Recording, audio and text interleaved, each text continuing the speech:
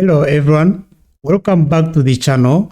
In today's session, we are looking at Microsoft Excel pivot tables. Pivot tables are one of the most useful and powerful features within Microsoft Excel, used to create reports that can be used to make business decisions. Apparently, pivot tables are the fastest and easiest way to quickly reorganize, summarize, and analyze large amounts of data by just dragging and dropping to create accurate reports without using any single function or formula. And before creating a pivot table, one should always check and make sure that the source data is a proper data set. That is, it shouldn't be having empty rows or columns. Every column should be having a column name, and values within a column should be having the same data type. In addition to that, it is always recommended to first format the source data as a table so that if data is added or deleted in the table, it automatically adjusts the cell range address, and this makes the pivot table to readjust accordingly as long as it is refreshed. Here I have an imaginary data set concerning customer shopping details.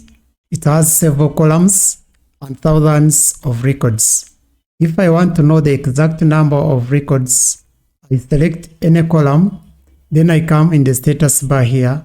I check the count value. This count value is the exact number of records in my dataset, and it includes the column header row. Now I need to convert this dataset into a table. I click on the Insert tab in the ribbon. Then in the Tables group, I click on the table icon. Alternatively, I can press a combination of Ctrl-T on the keyboard. But now, let me click the table icon.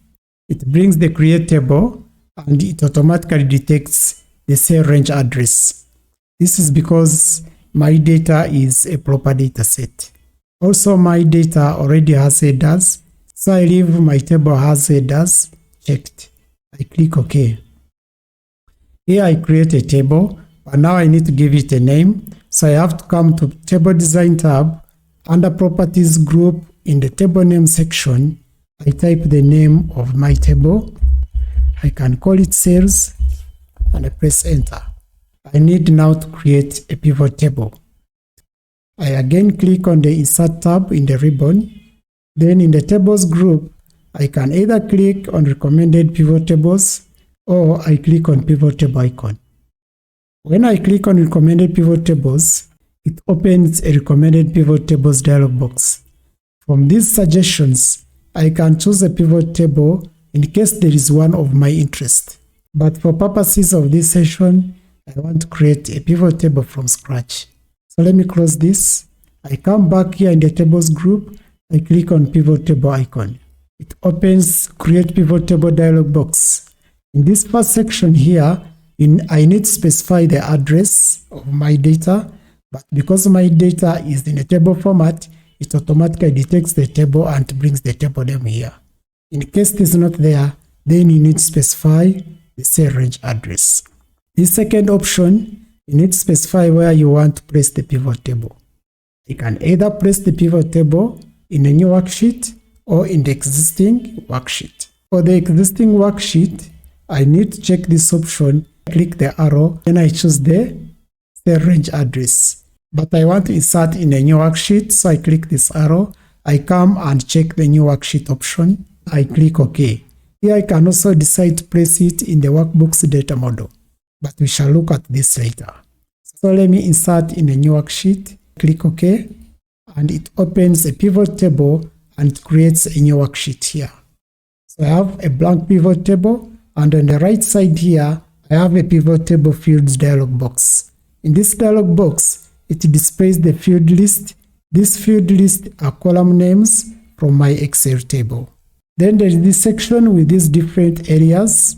These areas are the ones that are going to help us construct a pivot table. Pivot tables are composed of filters, columns, rows, and values. And in this pivot table fields dialog box, I can also change the arrangement of this pivot table fields dialog box. For instance, I can decide to put this field list on the side. To do that, I click on the tools icon here. From the provided options, you choose the arrangement you want. To view the field list on the side, I click this option. I get the field list on the side. Take it back up, I come back here and choose this option.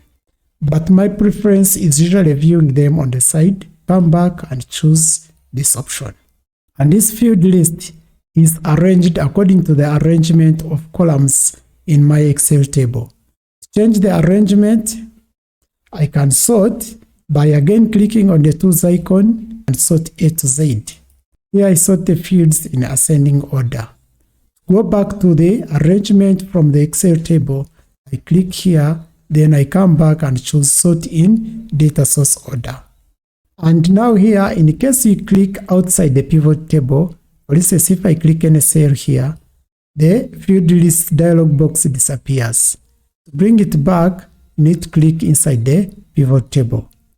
But if you accidentally close the pivot table fields dialog box, even if you click in the pivot table, it will not come. To bring it back, you need to come back to pivot table analyze tab here in the ribbon, click on the field list. It gets displayed. Now if I click outside, it disappears. When I click inside the pivot table, it comes back. I can now start constructing a pivot table. I simply drag the field names into the corresponding areas. For instance, from my data set here, if I want to view all the sales made per shopping mall, I come back here. Then from the field list, I click on the sales field and drag it to value section. This value section usually takes numeric fields. So when I put the sales field in this value section, you can see that here in the pivot table, it displays the total sum of sales for all shopping malls. But my interest is to view sales per mall. So I come here again in the fields list, I choose shopping mall and drag it to rows. When you do that, Excel automatically slices down the total sum of sales and displays the sales per shopping mall. You can also decide, for instance, to view them horizontally in columns. Drag the shopping mall field to columns. Here, I can be able to view them in the column format. But this one is not kind enough, so I have to go back to rows by dragging again, putting it in the rows section. Now our values here are not well formatted. To format these values, I can right click in any cell. From the options, I choose number format. Don't choose format cells, choose number format. Alternatively, I can come in the value section, I click this arrow. Then I choose value field settings. From value field settings dialog box, I click on number format. From this dialog box, I choose the format I want. So I want these sales values to be in the currents format, currents. Then I can also make decimal places to be 0. I click OK. OK again. I get the values displayed properly as currents. So like I said before, if you don't want to use this option of using this arrow here, you can right click in any cell, then you click on number format. You access the same format cells dialog box. But here, I can also decide to view these sales values in terms of percentages. If I want to view them in terms of percentages, let me create another column here. That means I'll have to come back again to the field list. I click on sales, drag it to value section. Now it creates an extra column. I want it to display the sales in terms of percentages. To do that, you can right click in this cell. You click on show values as, then you come back here and choose percentage of grand total. There are different computations you can carry out, but we shall look at all these in our subsequent sessions. Let's now compute percentage of grand total. So I click this. It computes the percentages according to sales per shopping mall. In this pivot table, I can also decide to rename the columns. I click in the column heading. Then in the formula box here, I rename my column. I can call it percentage cells. This one, I can call it, let's say, cells. But now, if I press enter, it displays the pivot table field name already exists. This is because I already have the cells field name here. So to make Excel accept it as a column heading, I'll need to come back here. Then I put a space after cells and press enter again. Here it accepts it. And my pivot table is in compact layout. I can now change the layout. I click on the design tab. In the layout group, I come to report layout here. I choose the layout I want. Currently, by default, my pivot table is in compact form, but I normally like tabular form. So I choose tabular form. When you choose the compact form, it doesn't give the clear row labels. But when you choose the tabular form, it displays the clear row label. From this pivot table, I can even expand it more. For instance, I can add another field of category so that I view also the categories under each shopping mall. To do that, I come to the field list, I click on category and drop it to rows section. It brings the categories under each mall. So here you can be able to view the total sales per category and per shopping mall. You can also view the subtotals per shopping mall at the bottom of every shopping mall. I can also change the design of the pivot table by coming to pivot table styles. For instance, I can click on this. You can see how it is changing the design like this. Choose according to the type of design you want. And because my pivot table has nested fields, because I have these two fields in this row section, I can do the collapsing and expansion of the fields. If I want to view only the totals for shopping malls, I can right click here. I come to expand and collapse option and choose collapse entire field. When I collapse the entire field, it collapses and hides the details of categories. If I want to view the categories again, I right click in any of these. When I come back to expand and collapse option, I choose expand entire field. If I want to collapse one by one, I simply click on the icons here. I can collapse one by one. Similarly, if I want to expand one by one, I click on the icons here. If I want again to fill this entire field with the names of shopping malls, I click in any cell in this column. I come back to layout group, I click on report layout, choose repeat all item labels. I get labels filling the entire field. To remove them again, I can come back to report layout, then I choose do not repeat item labels. I can also toggle on the grand totals and the subtotals. I can, for instance, put off the grand totals for both rows and columns by clicking this option. When I do that and come down, the grand total will be off. To bring it back, I click on grand total, then I choose on for rows and columns. Then there is also on for rows only and on for columns. If I click this, it still comes back. And if I want for both rows and columns, I choose this option. Similarly with subtotals, if I want to take off the subtotals, I come to subtotals option here.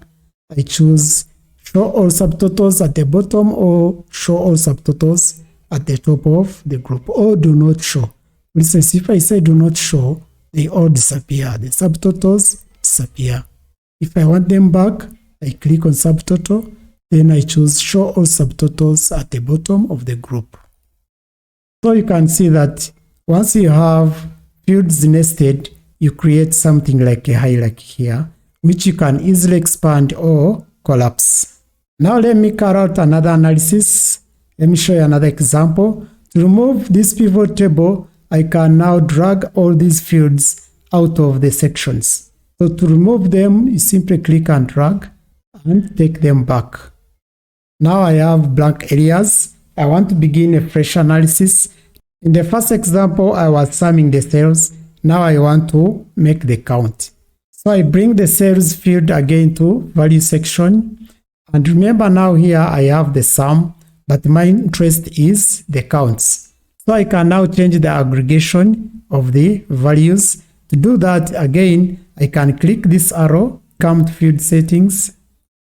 In the field settings here, summarize the value field by, I choose the aggregation type I want. So I want count, I click OK. I get the counts and not the sum. Alternatively, you can right click in it, then from the summarized values by, from the options provided here, you choose the aggregation you want. So I want count, I get the count of all the sales in my dataset. But now I want to view the counts per category, so I drag the category and take it to rows. Here I can view the number of counts per category. I can again format the values by right-clicking. I click on number format, I choose number, I can remove the decimal places and check the use 1000 separator and click OK. But now if I want also to view according to shopping malls, I can click the shopping mall field, then bring it back to rows. Here I've again created nested fields, but if I want shopping malls to come first, I drag it and bring it up. So here it comes first, then categories after. If I change the arrangement, you can also see how the arrangement also changes in the pivot table. But let me bring it first up here so that I can view the shopping malls, then the category. Again, if I want to repeat the shopping mall names, I click anywhere, I come to port layout, choose repeat all item labels. Take them off, I come back and do not repeat item labels. But if I want to view both the count and the sum of sales, again I can bring the sales field, take it back to value section, it gives me the sum of values. So I can also come and format it, currency, I remove the decimal places, I click OK. Here I can view the sum of sales with the corresponding number of sales. Let us stop here for part 1 of the introduction. Hope you have found it useful. And don't miss part 2 next week. We meet in part 2.